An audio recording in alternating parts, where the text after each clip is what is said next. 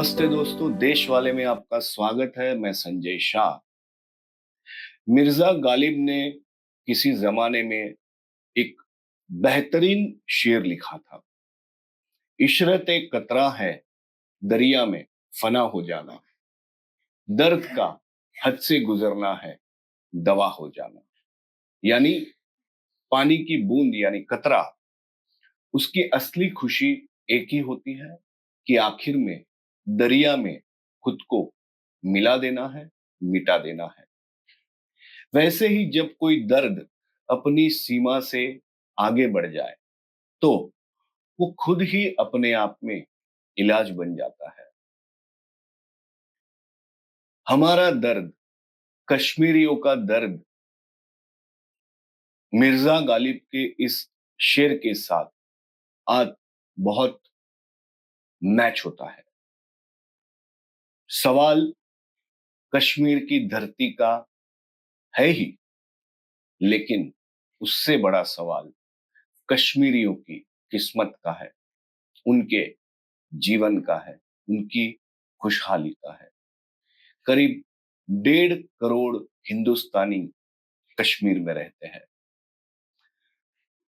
इन 1.5 करोड़ लोगों के पास अमन चैन कभी लंबा नहीं टिका, और ये बात आजादी के समय से चली आ रही है।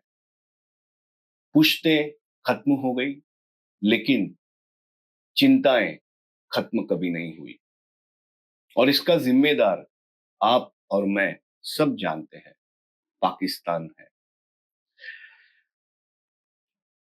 पहलगाम, 22 फिर एक आतंकवादी हमला, और फिर एक बार भारत की वही वोकल धमकियां, चेतावनियां, कुछ डिप्लोमेटिक स्टेप्स, जिसमें से सबसे बड़ा स्टेप यानी इंडस वाटर्स ट्रीटी से खुद को पीछे लेना, उसे सस्पेंड करना और पाकिस्तान को पानी के एक एक कतरे के लिए मोहताज करना। नरेंद्र मोदी ने ऐसी ही धमकी या चेतावनी कहिए एक बार पहले दी थी, लेकिन किया कुछ नहीं था, क्योंकि हिंदुस्तान का दिल इंसानियत के लिए धड़कता है, आतंक के लिए नहीं धड़कता। लेकिन इंसानियत की चरम सीमा क्या होती है, सहने की हद क्या होती है, चला लेने की गुंजाइश कितनी होती है। रेवंत रेड्डी तेलंगाना के मुख्यमंत्री, उन्होंने नरेंद्र मोदी से गुहार लगाई है कि मोदी जी, पाकिस्तान ऑक्यूपाइड कश्मीर वापस ले लीजिए, दावा बोल दीजिए, और जो जमीन कश्मीर की है, हमारी है, वो पाकिस्तान से एक बार हथिया लीजिए। दूसरी तरफ केंद्रीय मंत्री पीयूष गोयल ने कैमरा के सामने एक बात रखी, जब तक 140 करोड़ हिंदुस्तानी एकजुट होकर पाकिस्तान की बदमाशियों को नहीं समझते, तब तक ये मामला उलझा रहेगा। उनका गर्भित इशारा किसकी ओर था? इस बात का गर्भित इशारा उन भारतीयों की तरफ था जो आज भी पाकिस्तान के सिंपैथाइजर्स हैं, जिनके दिल में आज भी ऐसी बात है कि पाकिस्तान बढ़िया देश है, और हो सकता है इसमें मुसलमान की संख्या ज्यादा हो, लेकिन ये समय हिंदुस्तान के लोगों को मजहब से बांटने का बिल्कुल नहीं है। गलतफहमियां हो सकती है, क्योंकि जब तक हम एक नहीं हैं तो पाकिस्तान तो क्या, कल म्यांमार भी, श्रीलंका भी हमें डारेगा और हम पे टेररिस्ट अटैक करेगा। बात छोड़ दीजिए ये कौन हिंदू है, कौन मुसलमान है, जो कोई है वो सब हिंदुस्तानी है, और अगर कोई हिंदुस्तानी अपनी सोच से भटक गया है तो गलती हिंदुस्तान की भी है, हम हिंदुस्तानियों की भी है। इसे कौन सुधारेगा? नरेंद्र मोदी? शाहबाज शरीफ? नहीं, इसे सिर्फ हिंदुस्तानी सुधार सकता है, हम सुधार सकते हैं। इसके अलावा कोई चारा भी नहीं है और कोई विकल्प भी नहीं है। जिस दिन से 22 रन वाला हमला हुआ है, करोड़ों हिंदुस्तानियों की रातों की नींद हराम हो गई है। भले हमारा कोई परिजन इस हमले में ढेर नहीं हुआ या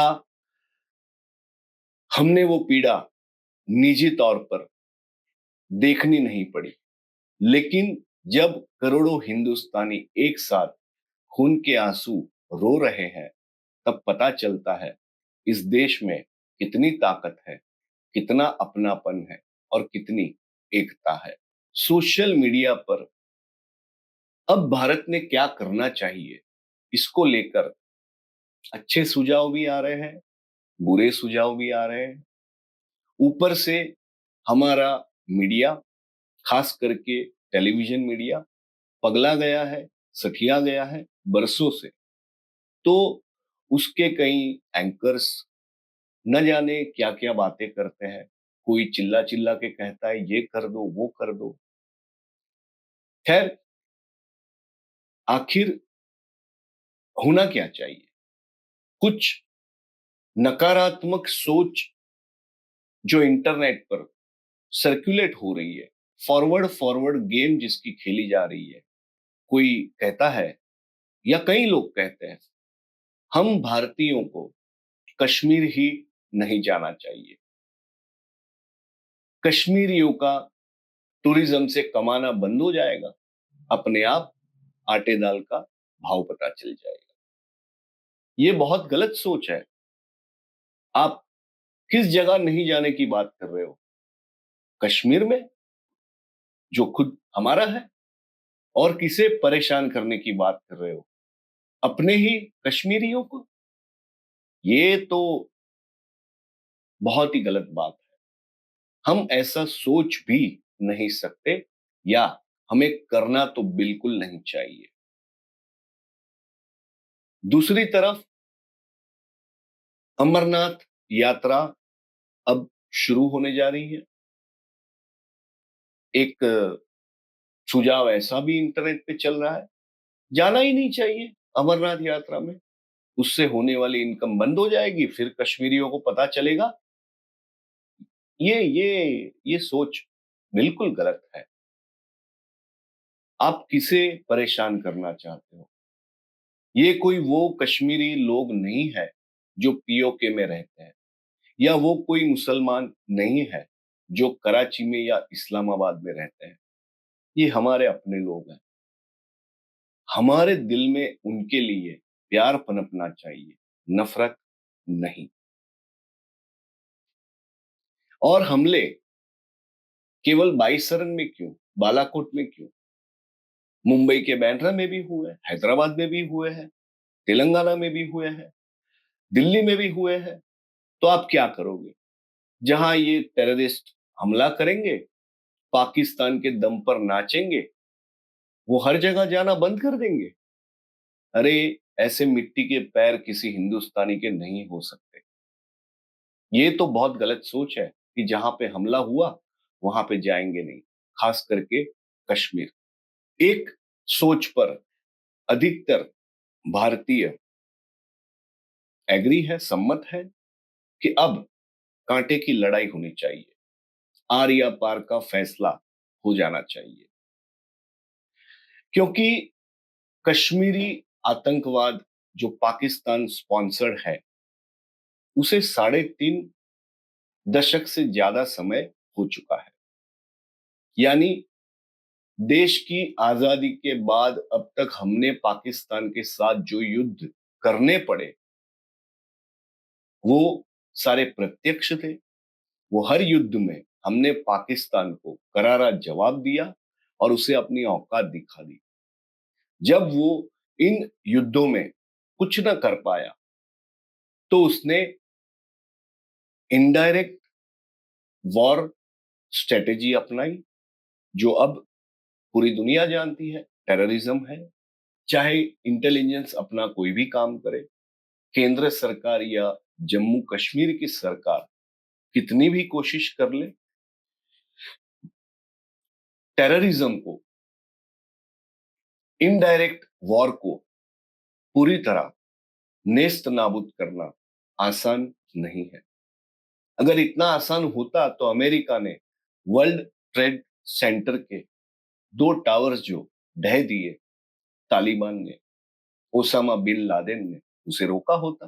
पेंटागन जैसी खुफिया एजेंसी भी जब वर्ल्ड ट्रेड सेंटर के हमले को नहीं रोक पाई तो उसके सामने हमारी इंटेलिजेंस एजेंसीज छोटी है और कम ताकतवर है। ये सच हमें स्वीकार कर लेना चाहिए।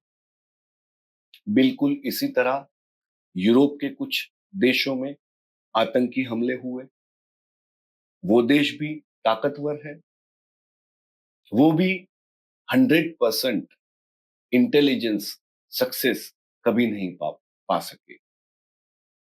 हमें ये सच समझना पड़ेगा कि आतंक के खिलाफ केवल इंटेलिजेंस से या कश्मीर में 5-7 लाख सैनिकों को तैनात करके हम लड़ाई नहीं जीत सकते। 36 साल आतंकवाद के कोई लेसन सीखने के लिए कम नहीं है। तो भारत ने क्या करना चाहिए? लड़ाई करनी चाहिए। खैर, आम आदमी की ये संवेदना अपनी जगह पे बिल्कुल सही है, लेकिन राजनैतिक वैश्विक फैक्टर्स कुछ अलग भी हो सकते हैं। खास करके उस समय काल में जब पाकिस्तान,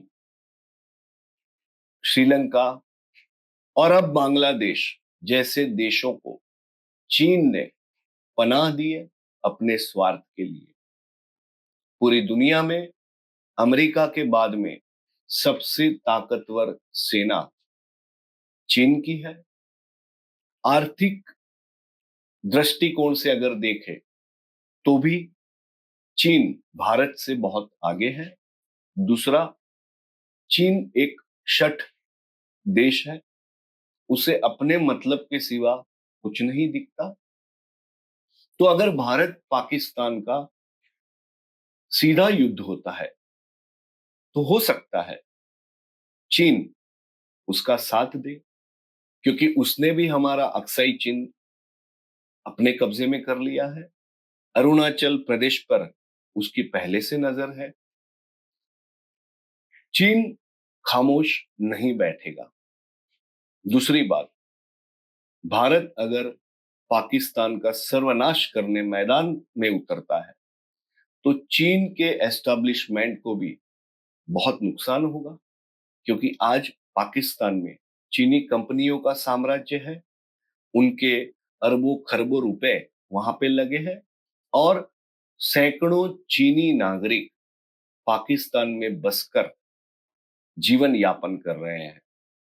शायद यही कारण है कि पाकिस्तान इतना उछल कूद कर रहा है, ये सोचकर कि अगर भारत मैदान जंग में उतरेगा तो हमारी सेना की ताकत चाहे जितनी हो या भारत की सेना की ताकत हमसे भले कितनी ही ज्यादा हो, लेकिन चीन हमारा साथ देगा। इसीलिए शायद नरेंद्र मोदी या रक्षा मंत्री राजनाथ सिंह या इंटेलिजेंस या आर्मी बहुत ही सोच समझकर, फूंक फूंक कर आगे कदम करना चाहते हैं और इसमें कोई बुराई नहीं है। इसके साथ ही हमें याद रखना है कि भारत और पाकिस्तान दोनों न्यूक्लियर नेशंस हैं। सद्भाग्य से हमारे यहां न्यूक्लियर बॉम्ब्स का कंट्रोल और उपयोग काफी गंभीर सोच विचार के बाद ही करने का एक स्वभाव, एक संस्कार है। पाकिस्तान पगलाए हुए लोगों का देश है। गरीब तो छोड़ ही देते हैं, जो सबसे ऊपर बैठा है अगर उसके गिरेबान में भी हम झांकेंगे ना, तो सिर्फ कचरा और सड़न ही मिलेगी। तो ऐसे देश में किसी सठियाए हुए आदमी ने न्यूक्लियर बॉम्ब का बटन दबा दिया तो काफी तबाही हो सकती है। तबाही को आगोश में लेने से पहले सोचना तो पड़ेगा ना कि हर्जाना कितना देना है और कितने शहीद होंगे। और हिरोशिमा नागासाकी में जब इस तरह की घटना हुई थी सालों पहले, आज तक हर्जाना भुगता जा रहा है। तो भारत को अपने आप को मानसिक तौर पर इस हर्जाने को चुकाने के लिए भी तैयार करना पड़ेगा। खैर, न्यूक्लियर वेपन यूज करना शायद इतना आसान भी नहीं है। और पाकिस्तान अगर ज्यादा, मुंबई की भाषा में कहूं तो, शानपट्टी करेगा तो उसके कान के नीचे चमाड़ मारने को अमेरिका भी खड़ा है। चीन वहां भारत का साथ दे सकता है, कम से कम। क्योंकि अगर ऐसा कुछ होता है, भारत को तबाही का सामना करना पड़ता है, तो नुकसान चीन का भी होगा। क्योंकि भारत उसके लिए एक अच्छा देश भले हो ना हो, लेकिन बड़ी बाजार जरूर है। नेहरू से लेकर नरेंद्र मोदी तक हमने सहने की आदत डाल दी है। अगर ऐसा नहीं होता तो ना इंडस वाटर्स ट्रीटी जैसा एक तरफा करार हम इस सठियाए हुए देश के साथ करते, ना हम शिमला करार करते, ना हम युद्ध में जीती हुई हजारों स्क्वायर किलोमीटर की जमीन उसे वापस देते, ना हम अक्साई चीन गंवाते, ना हम अभी कुछ समय पहले पाकिस्तान ने अपने ऑफिशियल मैप में हैदराबाद, जूनागढ़ जैसे हमारे प्रांतों को, शहरों को अपने नक्शे में पाकिस्तान का हिस्सा बताया, वो चला लेते। लेकिन सहने की आदत भारत की परंपराओं से चली आ रही है।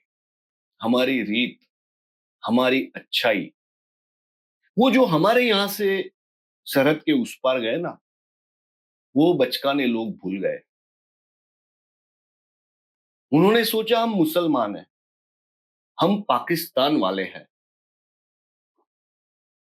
भैया, आप इसी धरती के फर्जंद हो और शायद आप अच्छाई को ही अपने पास रखते तो आज पाकिस्तान बोटी बोटी का मोहताज नहीं होता। लेकिन पता नहीं डीएनए में क्या गलती हो गई आजादी के समय 14 अगस्त को एक देश पैदा होने के बाद, कि जीना साहब तो चले गए अपना अच्छा काम करके, कि इस तरफ कुछ लोग सुकून से रहे, उस तरफ कुछ लोग सुकून से रहे। उसके बाद में पता नहीं ये कैंसर, एड्स से बड़ी बीमारी, फेनेटिज्म, एक्सट्रीमिज्म पाकिस्तान की रगों में कहां से आ गया। इसके लिए जनरल याया खान जिम्मेदार है या जिया उल हक?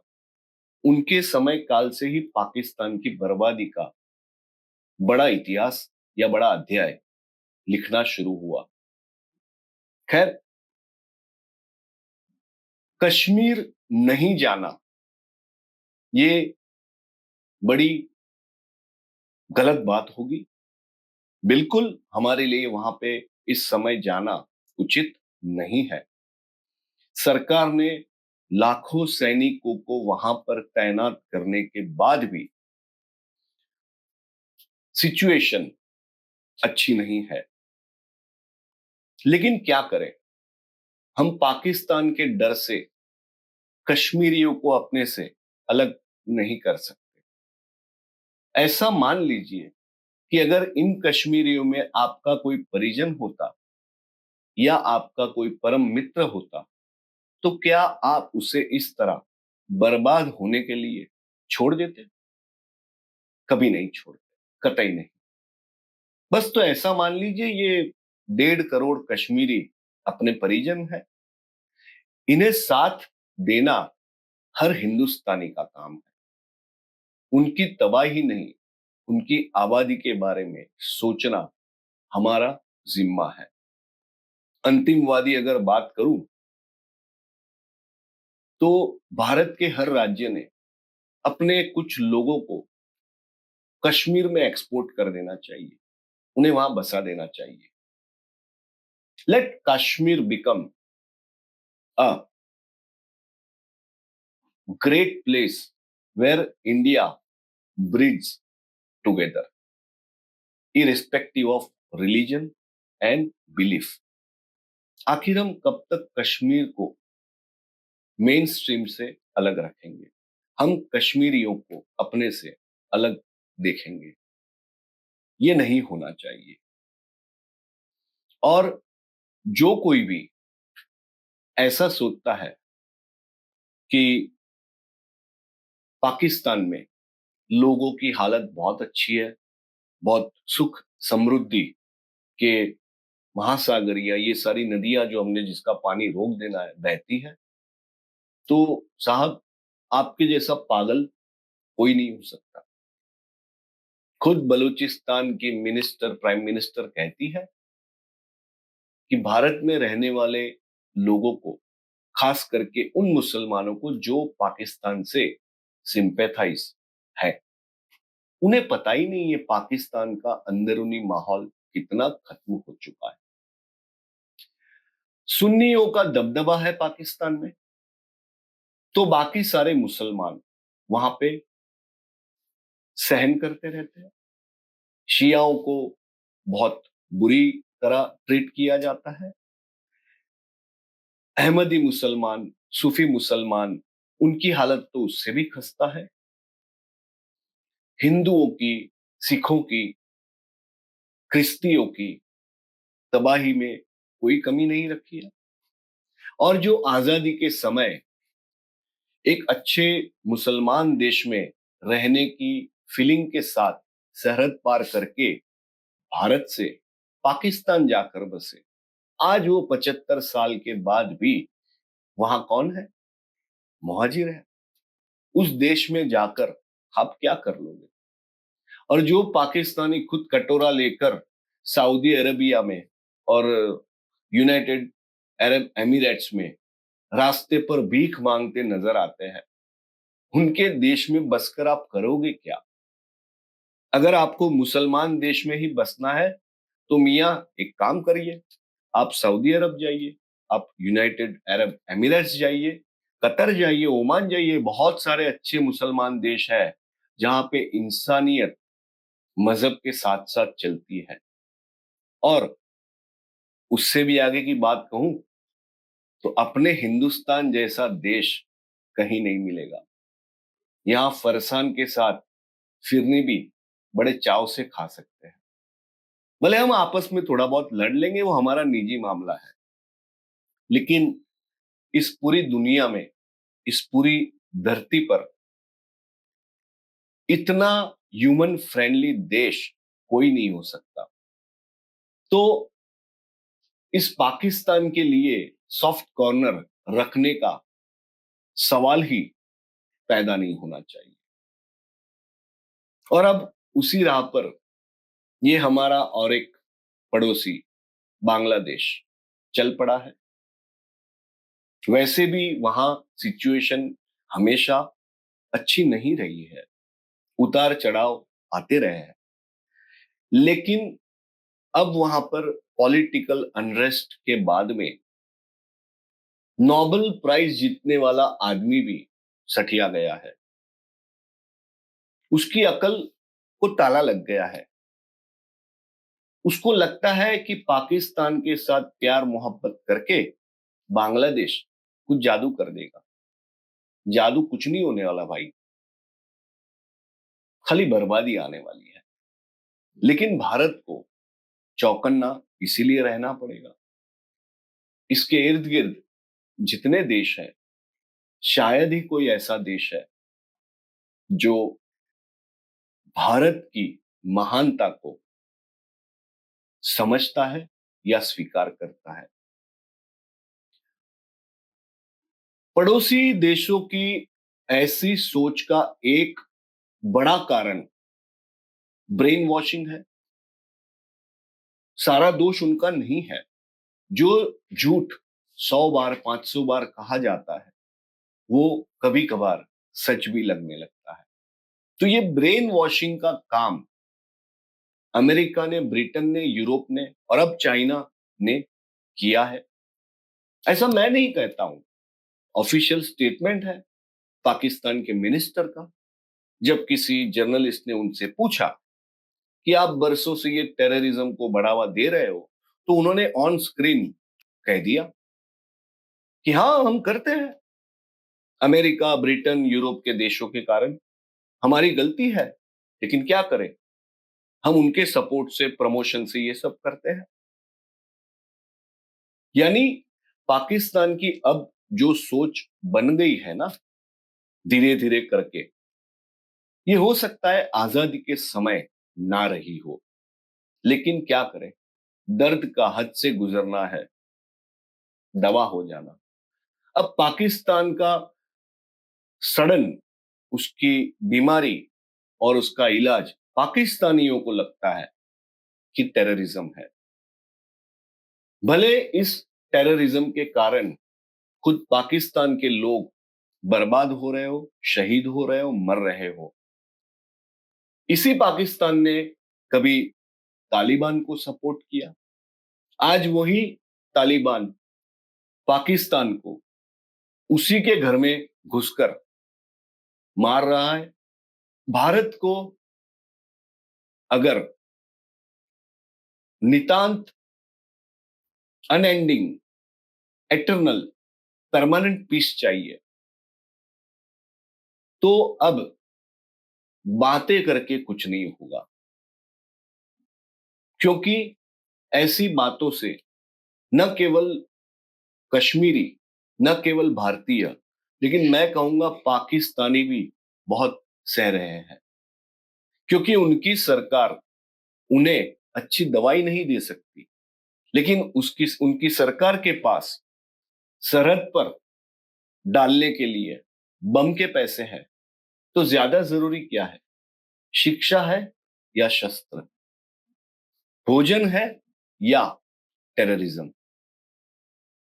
तो ये जो सिचुएशन बन गई है, हम धरती को तो एक जगह से दूसरी जगह पर लाके रख के फ्री नहीं हो सकते, लेकिन आर पार का फैसला करने से हमें कोई नहीं रोकता। इजरायल, उसकी बात हमने पहले भी देश वाले में की है। अमेरिका के पेंटागन के फॉर्मर ऑफिशियल ने भी कहा है कि भारत को अगर पाकिस्तान से निपटारा चाहिए, उसे एक ही बार सबक सिखाना है, तो भारत को इजरायल की तरह काम करना पड़ेगा। 1 करोड़ से कम आबादी वाला देश, उससे ज्यादा लोग तो हमारे जम्मू कश्मीर में रहते हैं, और करीब 22,000 स्क्वायर किलोमीटर की उसकी जमीन, उससे 2.5 गुना ज्यादा जमीन तो हमारे अकेले जम्मू कश्मीर में है। हमें क्या करना है? तो आज तक हमने रिएक्ट किया है, एक्ट नहीं किया। पाकिस्तान हमारी इसी कमजोरी का हमेशा फायदा उठाते रहता रहा है। इजराइल क्या करता है, वो एक्ट करता है। रिएक्ट सामने वाले को करना पड़ता है। जरा भी भनक पड़ी कि इजराइल के लिए कुछ गलत काम कहीं पर होने की संभावना है, तो इजराइल सबसे पहले अटैक करता है, एक चमाड़ देता है, 2 गोली दाग देता है, 4 बम फोड़ देता है, फिर बोलता है बोल क्या कर लेगा तू मेरा। ये है मोसाद, ये है इजराइल, जीरो टॉलरेंस। हमने क्या किया, क्या करते आ रहे हैं हम? बातें, राजनैतिक मीटिंग्स, स्टेटमेंट्स। अमेरिका को पूछते हैं हम, क्या करें अंकल सैम, या चाइना के बारे में सोचते हैं, ये क्या करेगा बाद में। भैया दूध का दूध पानी का पानी इस तरह नहीं होता। मरता क्या नहीं करता। अभी 26 मरे हैं, कल 260 मारेंगे, फिर 26,000 मारेंगे। तो हम क्या करेंगे? राजनीतिक बैठकें, मीटिंग्स, सोच विचार, या अमेरिका से सलाह मशवरा? ऐसा नहीं होता। ये हमारी सरहद आज भी केवल फेंसिंग के दम पर खुली पड़ी है। जब चाहे जो चाहे उस तरफ से इस तरफ आ जाता है। इजराइल ने अपनी सरहदों को आयरन वॉल से सील कर दिया है। हम क्यों नहीं कर सकते? हमारे पास संसाधनों की कमी है, पैसों की कमी है, सोच की कमी है, या इरादे की? ये हमें तय करना है। 100 बात की एक बात, हम कश्मीरियों को अपने से अलग नहीं कर सकते। कश्मीरियों को क्यों, हम मुसलमानों को भी अपनों से अलग नहीं कर सकते। दूसरी बात, इस दुश्मन को ढेर करने का काम सरकार को, नरेंद्र मोदी की सरकार को, without mincing words and without getting into unnecessary delay करना चाहिए। मोदी जी कहते हैं ना, या हम में से कई लोग ऐसा मानते हैं ना, कि शायद नेहरू जी के बाद में, इंदिरा जी के बाद में इस देश को मिले हुए सबसे dynamic and patriotic prime minister शायद नरेंद्र मोदी है। तो इतिहास ऐसे एक राजनेता से, ऐसे एक प्रधानमंत्री से एक ऐसा प्रकरण लिखने को कह रहा है, जिससे भले एक बार बड़ी से बड़ी तबाही हो जाए, लेकिन हिंदुस्तान की, कश्मीर की खुशहाली का रास्ता भी वहीं से प्रशस्त हो जाए। ये डर डर के जीना कब तक चलेगा? पहले हम मुंबई में जब घर से निकलते थे, तो ऐसा सोचकर निकलते थे शायद शाम को घर पे नहीं पहुंचेंगे। जिस बस में होंगे उसमें ब्लास्ट हो जाएगा और राम नाम सत्य हो जाएगा, या जिस ट्रेन में होंगे उसे कोई उड़ा देगा, या जिस प्लेटफॉर्म पर खड़े होंगे वहां पे आतंकवादी आएंगे और गोलियों से हमें ढेर कर देंगे। ऊपर वाले की मेहरबानी है, अब मेरा शहर ज्यादा शांत है। लेकिन मुझे जितनी शांति मुंबई में चाहिए, उतनी मुरादाबाद में भी चाहिए, पहलगाम में भी चाहिए, क्योंकि ये पूरा हिंदुस्तान मेरा है। यहां बसने वाला हर आदमी मेरा है।